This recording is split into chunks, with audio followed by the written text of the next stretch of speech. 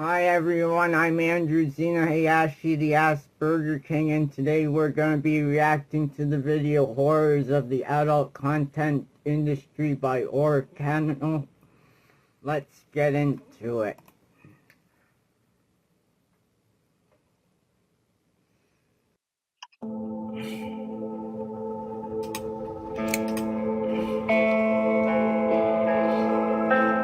In 1972, a low-budget adult film called Deep Throat began attracting attention far beyond the places where those kinds of movies were normally shown. At first, there was little reason to think it would become anything special. It had been made quickly, on a small budget, with a cast that was Of largely course unknown to the it public. was. One of those unknowns was a 21-year-old woman named Linda Lovelace. As audiences grew, the film broke out of adult theaters and into mainstream conversation. Newspapers, TV, and celebrities all began talking about it, turning it into a cultural phenomenon during a time when attitudes towards sex and censorship were shifting. For many, Linda became the face of that moment. The media wanted interviews, reporters wanted her story, and fans wanted to see the woman behind the film everyone was talking about. Pretty. From the outside, it looked like the kind of success most performers only dream of. But something didn't add up right away. While the film raked in an estimated $100 million globally, Linda wasn't suddenly stepping into the life people expected from a rising star. I made $1,200 for Deep Throat. And that's all? Yeah. What about... now I'm known, so it's okay. No big houses, no red carpet moments, no Hollywood circle. From the outside, it looked like fame had arrived. Inside, the situation was far less clean. To most people, Linda Lovelace was just the face of Deep Throat. What almost nobody saw was the small group of people around her making the real decisions, controlling her schedule, steering her movements, and shaping what she did next, without her having much say in it. At the center of that hidden setup was a man named Chuck Trainer, and what sat behind him wasn't just control in a simple sense. It was a rabbit hole of coercion, manipulation, threats, exploitation, and levels of horror unimaginable. Years before anyone knew the name Linda Lovelace, she was simply Linda Borman, a young woman growing up in New York. Her childhood was relatively ordinary. She came from a working-class family and lived under the watch of strict parents, particularly her mother, Dorothy, who closely monitored her activities. Unlike many future celebrities who spent their youth chasing attention, Linda was generally described as quiet and reserved. She wasn't known for being rebellious, and there was little in her early life that suggested she would one day become one of the most recognizable figures in America. As she got older, she began experiencing the same frustrations many young adults face. She wanted more independence than her family was willing to give. She wanted the freedom to make her own decisions. The tension between parental control and personal freedom became a constant part of her life, eventually fracturing entirely when she fell pregnant out of wedlock at age 19. Oh no. Her intensely abusive mother forced her to give the baby up for adoption immediately after birth, refusing to even let Linda hold her newborn child. That's then, horrible. in her late teens, another crisis disrupted the path she had been on. She was involved in a serious car accident. The crash left her with significant injuries and required medical treatment and recovery. It also required a massive blood transfusion that unknowingly infected her with hepatitis C. For a long period of time, much of her attention shifted toward healing and getting her life back on track. But she was left chronically ill, physically frail, and exhausted. The accident didn't just affect her physically, it completely interrupted the normal progression of her young adulthood, stripped away her physical resilience, and left her in an incredibly vulnerable position. As she recovered, she found herself entering a new phase of life. She was no longer a teenager, living entirely under her parents' rules, but she was deeply traumatized, grieving her lost child, and lacked a stable direction for her future. She was looking for independence, looking for relationships, and trying to figure out who she wanted to become. It was during this period that she met a man who seemed, at first, to offer exactly what she was searching for. His name was Chuck Trainer. To Linda, he appeared older, more experienced, and confident. Compared to the oppressive, grief-stricken environment she had grown up in, he represented a completely different world, a lifeline out of her domestic prison. What began as a new relationship would eventually alter the course of her life in ways she could not yet imagine. What she had no way of knowing was that Trainer was an ex-Marine, a scam artist, and a professional pimp who intentionally frequented places where traumatized, isolated young women ended up, scouting them as targets for his business. At the time, though, it likely felt like the beginning of something exciting rather than something dangerous. When Linda met Chuck Trainer, she was still trying to establish her independence. She was young, recovering from a difficult period in her life, and looking beyond the strict environment she had grown up in. Trainer, on the other hand, appeared to have already figured things out. He carried himself with immense authority and understood how to project experience. He used psychological conditioning tactics he had picked up in the military, tailoring his approach perfectly to what she needed. To someone who had spent much of her life under close supervision, that kind of protective confidence was intoxicating. At first, the relationship moved forward much like many others do. They spent time together, got to know one another, and became increasingly involved. From the outside, there wasn't necessarily anything that would have immediately alarmed people. It appeared to be a young woman entering a serious relationship, but the trap was already closing. As time passed, the balance within that relationship began shifting sharply. Trainer convinced Linda to move with him from New York to Florida, completely severing her ties to her family and anyone who actually knew her. The moment they arrived, he executed a calculated campaign of coercive isolation, trapping her in a trailer park, confiscating her identification, and taking her car keys so she had no physical way to escape the room. Trainer wasn't content with simply being a boyfriend or husband. He wanted influence over larger parts of Linda's life. He began a systematic campaign to break her spirit, isolating her entirely from her family and confiscating her identification so she couldn't run away. He instituted a regime of absolute terror. If she looked at another man, she was... If she didn't answer him quickly enough, he even forced her into prostitution, standing directly outside hotel rooms to collect the cash from clients. Decisions that had once been hers alone increasingly involved his approval. The more dependent she became on him, the easier it was for him to shape the direction of her future. The relationship gradually became controlling and abusive. Intimidation, threats, and violence were used to maintain power over her. What may have started as a relationship eventually became something she felt trapped inside. As Trainer's control increased, he began directing her toward activities she had never expected to be part of. The decisions being made now would set the stage for the storm that was about to come. As Trainer became more involved in managing her activities, he began introducing her to people connected to the adult entertainment business. The adult film industry of the early 1970s was very different from what many people imagine today. It was smaller, less organized, and operating in a legal gray area in many parts of the country. Productions were often low budget, sets were minimal, contracts and protections that later became common were frequently absent. For someone entering that environment, there were few safeguards. Linda's earliest appearances did not immediately make her famous. They were small steps into a growing industry that was beginning to attract more attention as cultural attitudes toward sexuality changed. To those involved, she was just another performer trying to find her place. No one could have predicted how quickly that would change. At the same time, Trainer was actively looking for opportunities that could bring money and attention. He understood that the industry was expanding and that a breakout success could transform someone's career overnight. Whether Linda wanted that future or not would later become one of the most debated aspects of her story. For now, though, she was moving deeper into the business. Then, an opportunity appeared in a Florida motel room. A small production was being assembled by director Gerard Damiano and some New York mobsters, but they needed a specific hook to greenlight the film.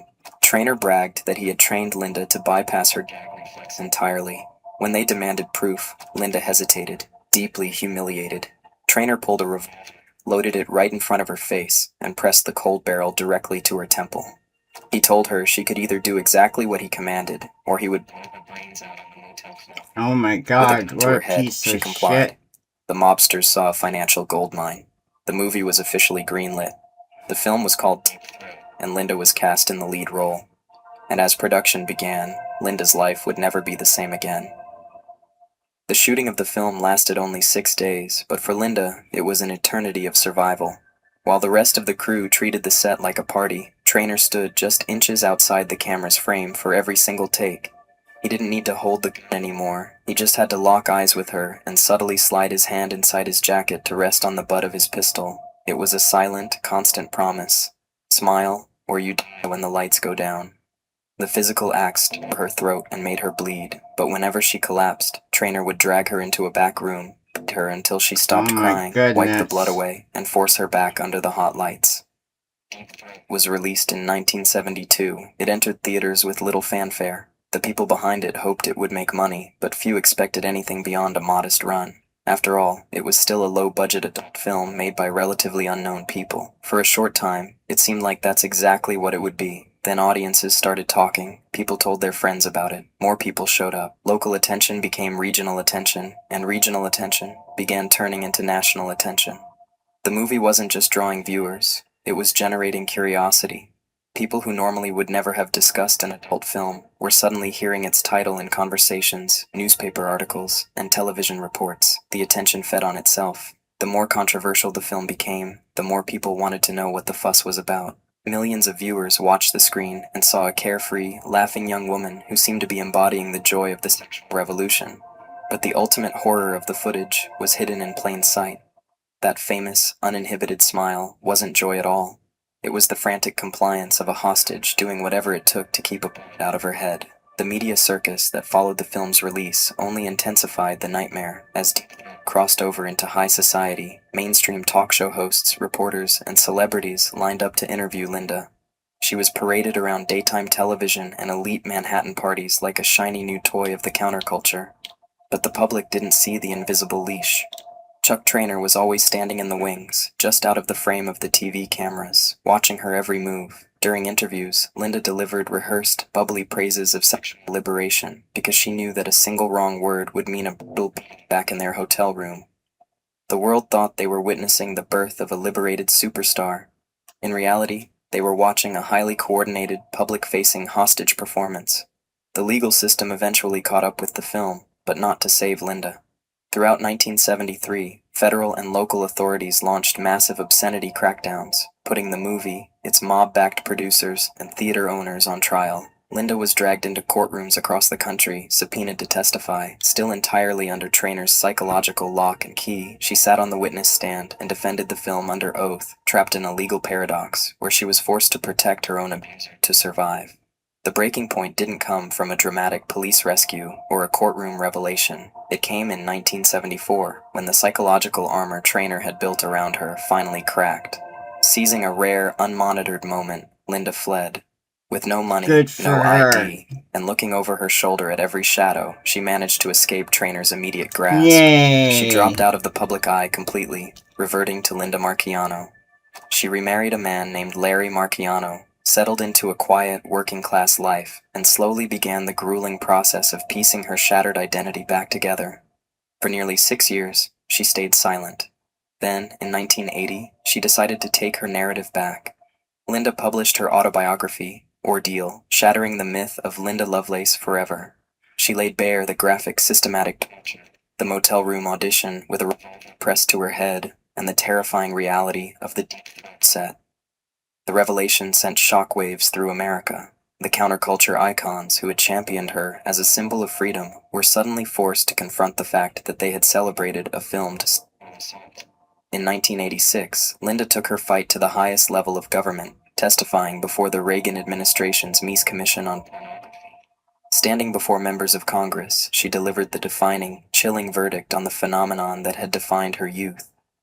When you see the movie, you are watching me being raped. Everything else you have heard about me is a lie.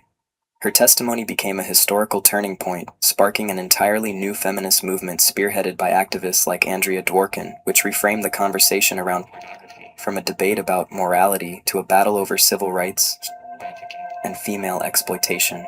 Despite the millions of dollars generated for the mob and its distributors, Linda never received a single dime in royalties. She spent the rest of her life in relative financial hardship, plagued by severe health complications resulting from a blood transfusion she received after her teenage car accident. When Linda passed away in 2002, following another tragic car crash, she left behind a legacy that completely altered the cultural landscape. She was no longer remembered as the smiling face of a superficial revolution, but as one of the most resilient survivors of domestic abuse in modern history, a woman who successfully fought her way out from behind the barrel of a gun to make sure the world finally heard her real voice. On the morning of June 5, 2010, the local news broadcasts in Los Angeles abruptly cut away from their scheduled programming to live aerial footage of a rocky, sun-bleached hillside in Chatsworth, at the westernmost edge of the San Fernando Valley. Far below the dirt fire roads, dozens of LAPD patrol cruisers, a command post vehicle, and heavily armed SWAT vans sat idling in the heat.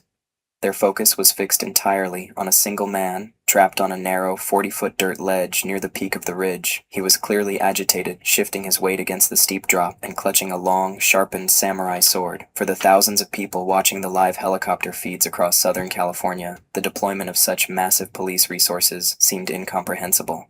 To the casual viewer, it looked like a sudden, isolated mental health crisis playing out in real time. But the cameras were capturing the final act of a multi-day manhunt. The viewers did not know that 3 people had been viciously hacked 4 days prior inside a commercial warehouse in Van Nuys. They did not know that 1 man was already dead. What they are watching is not the beginning of the story. It is the end. The man on the cliff is named Stephen Clancy Hill, and over the previous few days, he has become the focus of a murder investigation that began inside a small adult film production company in the San Fernando Valley. To understand how he ended up cornered on a cliff with police surrounding him, you have to go back and look at the years leading up to that moment. In the spring of 1998, Stephen Clancy Hill was an economics major at the University of Maryland College Park. After failing to show up for a scheduled midterm exam, he contacted his 24-year-old graduate teaching assistant to arrange a private meeting to discuss his grade. On April 9th, Hill entered the teaching assistant's office in the campus economics building. Once inside, he closed the door, pulled a loaded .380 caliber semi-automatic handgun from his clothing, and pointed it at the instructor. Hill stated, "What is more important to you, giving me an A or your life?" He followed the demand with explicit threats of physical dismemberment if his academic standing was not adjusted. The instructor complied with Hill's demands during the encounter to de-escalate the situation, and Hill left the office without firing the weapon. The instructor immediately reported the incident to the University of Maryland Police Department. On April 13th, campus police spotted Hill driving near the university grounds and initiated a felony traffic stop. Hill was arrested without incident. A search of his vehicle yielded the .380 caliber handgun used in the assault, along with 3 fully loaded magazines containing extra ammunition. Hill was charged with first-degree assault, carrying a concealed weapon, and carrying a weapon on school property. Following his arrest, Hill was convicted of first-degree assault and related weapon charges. Good. The court sentenced him to a period of house arrest and probation, permanently attaching a violent felony conviction to his record. Confined to his residence and unable to secure traditional employment due to his criminal background, Hill isolated himself from his peers and society. During this prolonged period of reclusion, Hill's behavior shifted toward compulsive consumption. He obtained multiple credit cards and used them to purchase large volumes of online. Over several years, this behavior resulted in tens of thousands of dollars in unsecured credit card debt, destroying his credit rating and leaving him financially insolvent. As his financial situation deteriorated, Hill became convinced that entering the adult film industry as a performer was his only viable path to generating income and achieving personal validation. Lacking the resources or connections to enter the industry locally, he began planning a relocation to Southern California, which served as the hub of American film production. By late 2005, he finalized his plans to leave Maryland. Hill arrived in Los Angeles in 2006, targeting the San Fernando Valley, the geographic center of the adult film industry. He quickly discovered that the market for male performers was heavily oversaturated and highly selective. Traditional mainstream production companies rejected him due to his age, physical appearance, and lack of experience. Unable to secure standard contracts, Hill was forced into the lowest tier of the industry, operating as what insiders term a mope. This designation applied to a class of transient, low-paid male actors who lacked agent representation. Mopes typically survived by loitering around production sets or office parking lots, waiting to fill last-minute cancellations or taking low-budget roles that established performers refused. Hill's earnings during this period were minimal and irregular, often amounting to just a few $100s per scene. His living situation became highly unstable as he drifted between cheap motels and temporary arrangements. His reputation within the community deteriorated rapidly. Production staff and female performers frequently complained about his severe lack of personal hygiene, noting that he often arrived at sets visibly unwashed, which further limited his employment opportunities. By 2008, desperate to separate himself from the crowd of unreliable low-tier actors, Hill fabricated a deliberate on-screen gimmick. He purchased a pair of oversized green rubber Halloween monster hand gloves and began wearing them during his adult scenes under the pseudonym Steve Driver. The bizarre prop caught the attention of Ultima DVD, a production company based in Van Nuys that specialized in extreme fetish and humiliation content catering to niche markets. The owner of Ultima DVD saw utility in Hill, not just as a cheap, compliant performer for their extreme catalog, but as general labor. Hill claimed to possess background knowledge in computer science and web design from his college days. Because the studio operated on thin margins, the owner offered Hill an unconventional compensation package in exchange for maintaining the company's subscription websites and performing daily janitorial duties around the facility. Hill was permitted to live inside the production warehouse. Hill moved his minimal belongings into the commercial space. The arrangement provided him with rent-free shelter, but the living conditions were highly irregular, consisting of a makeshift sleeping area surrounded by filming sets, camera gear, prop storage, and shipping boxes. By May 2010, Hill's tenure at the Ultima DVD warehouse had become completely untenable. His claims of web development expertise proved false. The code and site updates he submitted were broken and dysfunctional, forcing the studio owner to repeatedly hire outside professionals to completely rebuild his work. Furthermore, his hygiene issues worsened, and his day-to-day behavior grew increasingly erratic, tense, and hostile, creating an atmosphere of intense discomfort for visiting performers and staff. Recognizing that Hill was an operational liability, the owner of Ultima DVD decided to terminate the arrangement. In late May, the owner formally notified Hill that he was being fired from his web and janitorial duties. Because his housing was directly tied to his employment, the termination came with an immediate eviction notice, requiring him to pack his belongings and vacate the commercial warehouse. The notice stripped Hill of his only source of shelter and his primary connection to the industry. With no savings, immense debt, and no alternative housing options, Hill remained in the warehouse during his final days, his mental state rapidly deteriorating as the hard deadline to leave the premises approached. On the evening of June 1, 2010, several individuals associated with Ultima DVD gathered for a social event inside the Van Nuys warehouse. Hill was present, knowing this was his final night on the property before his eviction took effect. As the gathering progressed, Hill's demeanor shifted from isolated resentment to active aggression. Without warning, Hill walked over to a production set prop wall, reached for a display weapon, and unsheathed a sharpened, functional samurai sword belonging to the studio. He immediately bypassed the guests and marched directly toward the studio owner, executing a sudden and violent assault. Hill swung the blade at the owner's head and upper body, inflicting severe lacerations. As the owner fell, other individuals inside the warehouse broke from their initial shock and attempted to intervene. Hill swung the sword wildly at anyone who approached, cutting two other studio associates who tried to disarm him or shield the owner. The small space quickly degenerated into chaos as panicked guests scrambled for the warehouse exits to escape the swinging blade. Among those who attempted to halt the assault was 30-year-old Herbert Hin Wong, a fellow adult film actor who performed under the screen name Tom Dong. Wong was a friend of the studio staff and was present at the warehouse gathering when Hill began his rampage.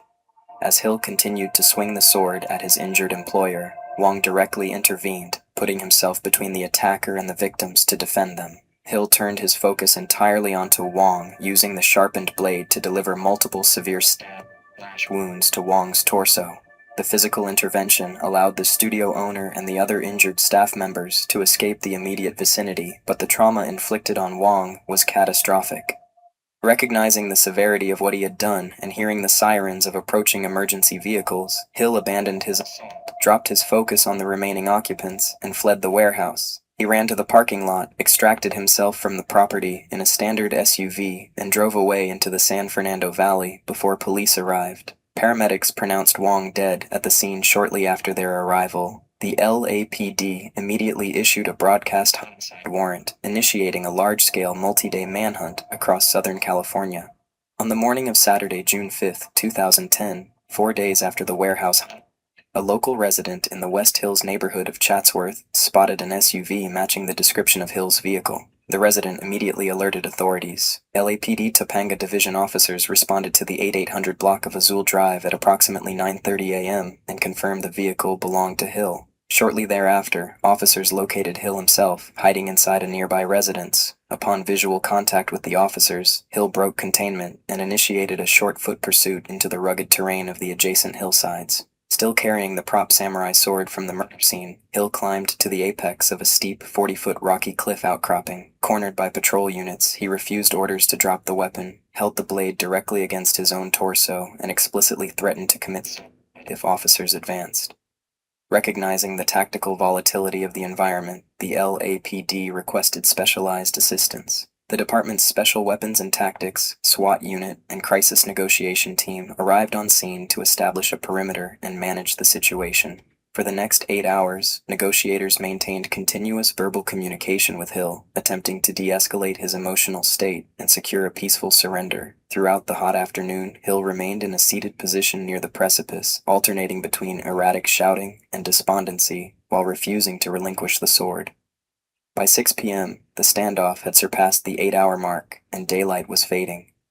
Hill's physical and emotional stability was severely compromised by the prolonged exposure to the heat, dehydration, and exhaustion. Despite continuous efforts by the crisis negotiation team, Hill consistently refused to put down the sword, repeatedly moving the blade against his throat and chest while staring down at the steep drop. Determined to resolve the situation before darkness completely blinded the perimeter, the SWAT tactical commander authorized the use of less than lethal force. A tactical team positioned themselves within range, and an officer deployed a specialized electronic control device, a taser, directly at Hill, intending to incapacitate him instantly and prevent him from using the sword against himself. The tactical deployment failed to secure him. Upon being struck by the taser darts, or attempting to dodge the sudden deployment, Hill lost his footing on the loose dirt of the narrow ledge.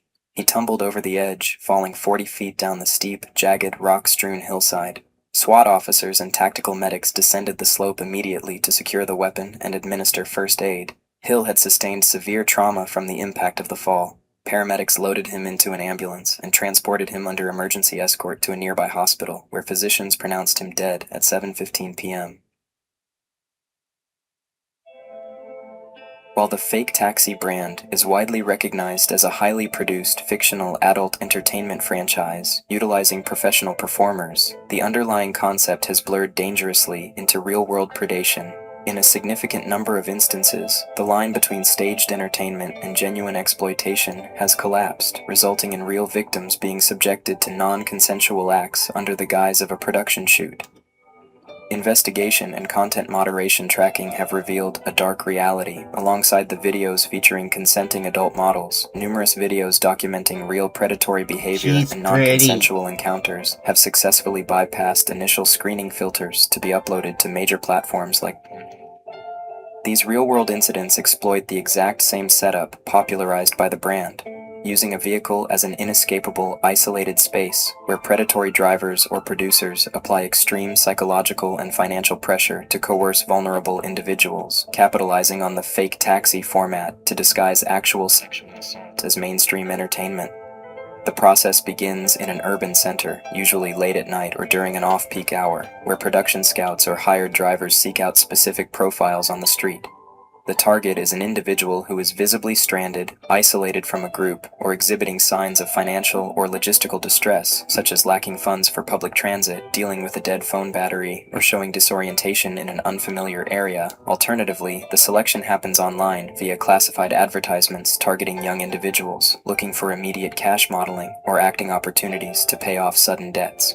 The scout identifies this specific pressure point before initiating contact. The driver pulls the vehicle alongside the target at the curb. He initiates a conversation, presenting himself either as a rogue operator willing to provide an off-meter ride, or as a casting director conducting field recruitment. Once the target expresses their immediate crisis, the inability to pay for transportation or an urgent need for cash, the driver introduces the explicit condition. He offers to resolve their problem only if they agree to perform sexual acts on camera inside the vehicle. The environment is deliberately engineered to leverage the target's immediate desperation, presenting the transaction as their only viable escape from being stranded or financially broke in that moment. Before any filming or sexual activity begins, the driver stops the vehicle or pulls out a folder containing a dense, multi-page legal contract. The performer is required to sign this document on the spot. The contract is drafted by corporate lawyers to strip away all real-world context. It contains explicit clauses stating that the performer is participating entirely of their own free will, is not under the influence of any substances, and waives all future rights to the footage. By securing a physical signature on paper, the production company establishes a legal defense that redefines situational desperation as fully informed mutual consent. The completed footage is uploaded directly to the content server of a major digital network. Because the production company provides the signed waiver along with the video file, the platform's compliance algorithms automatically flag the content as safe for monetization. The platform distributes the video to millions of viewers under labels like Real Street Encounter or Amateur Catch. If the performer later contacts the platform to demand a takedown due to coercion, the corporate legal team uses the signed contract to deny the request. This system ensures the platform can legally generate advertising revenue from the content while insulating itself from human trafficking liability. A few people might already know about this. I certainly didn't when I started researching it. So to show just how real this is, I pulled together a few real-world cases.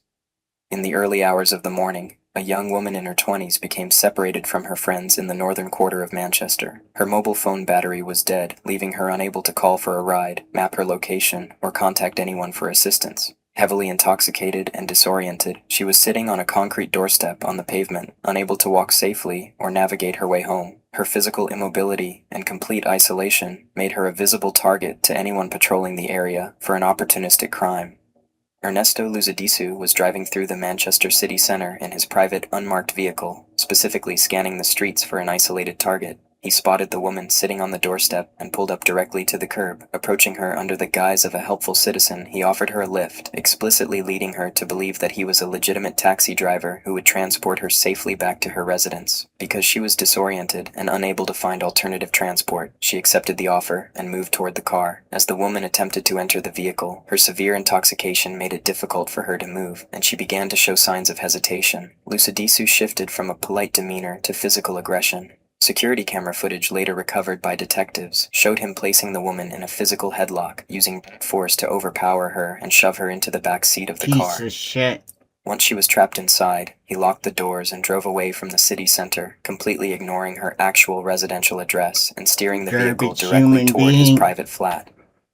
Luzadisu pulled into his residential complex, forced the woman out of the car, and marched her into his private apartment, locking the door behind them. Inside, he subjected her to a violent sexual, completely ignoring her repeated verbal commands to stop. Realizing she was physically trapped, the victim altered her strategy to survive. She feigned compliance and managed to trick Luzadisu into leaving the immediate room to retrieve a condom. The moment he turned his back, she bolted through the front door, ran down the communal hallway of the building, and screamed while banging on neighbors' doors until an occupant opened up, sheltered her, and called the police. Luzadisu was subsequently arrested and sentenced to 12 years in prison. Mohammed Sabag premeditated his offense by modifying his private, unlicensed vehicle to look like an official commercial transport. He purchased a generic, illuminated taxi sign online and affixed it securely to the roof of his car. He then drove directly into the busy nightlife district of Edinburgh during the early hours of the morning, parking in high-visibility areas where intoxicated individuals were actively searching for a safe way to travel home. The physical modification of the car served as a deliberate visual trap designed to exploit the public's baseline trust in municipal transportation. Two women, heavily intoxicated after a night out, spotted Sabag's vehicle with the illuminated roof sign and flagged it down. Believing they were entering a licensed cab, they climbed into the rear passenger seats and provided their addresses. Sabag drove to the first location, where the victim's friend exited the vehicle. Once the friend was clear of the car, Sabag immediately locked the doors and drove away with the remaining 25-year-old passenger. As he drove, the victim began to lose consciousness due to her high level of intoxication, leaving her completely isolated and unable to monitor the route. As the victim drifted in and out of consciousness in the back seat, Sabag altered his route and drove to a bank ATM. He demanded her bank card and forced her to disclose her PIN, leaving her incapacitated inside the vehicle. Sabag exited the car and attempted to withdraw cash directly from her account. His initial attempts failed due to security locks or incorrect entries, but he persisted in trying to drain her funds before returning to the vehicle to execute the final phase of his plan. Sabag abandoned the main public roads and drove into a completely dark, secluded, empty car park. The victim was severely incapacitated by alcohol and vomiting inside the vehicle. Sabag stopped the engine, climbed out of the driver's seat, and forced his way into the back of the car. She was physically entirely unable to resist or give consent. After the assault, he drove her to a relative's house and left her there. Following a forensic investigation by Edinburgh detectives, Sabag was arrested, convicted of and sentenced to 7 years in prison. Good. The entire fake taxi ecosystem survives because it's ridiculously easy to buy official-looking taxi equipment online. Anyone can order taxi roof signs, fare meters, and other transportation gear without proving they're licensed, allowing criminals to build convincing decoy vehicles with almost no scrutiny. They then position themselves in places where people are tired, distracted, stranded, or desperate for a ride, outside bars, concerts, sporting events, or transit hubs after public transport shuts down. More advanced operators don't even rely on fake signs, instead exploiting rideshare systems and passenger frustration to make their vehicles appear legitimate. The entire scheme depends on one thing: convincing the target they're stepping into a normal, trackable transaction. By the time that illusion breaks, the victim may already be isolated and under the operator's control. Cases like Lusadasu showed this isn't a niche internet phenomenon, but a calculated system of exploitation, one that can only be disrupted through stronger regulation, better platform oversight, and public awareness of how the trap works. Thanks for watching. Subscribe if you'd like to see more videos from us. Good night. In order to not get exploited and sexually abused and raped by doing porn, you gotta do it all by yourself independently like I'm doing. I record all my videos by myself.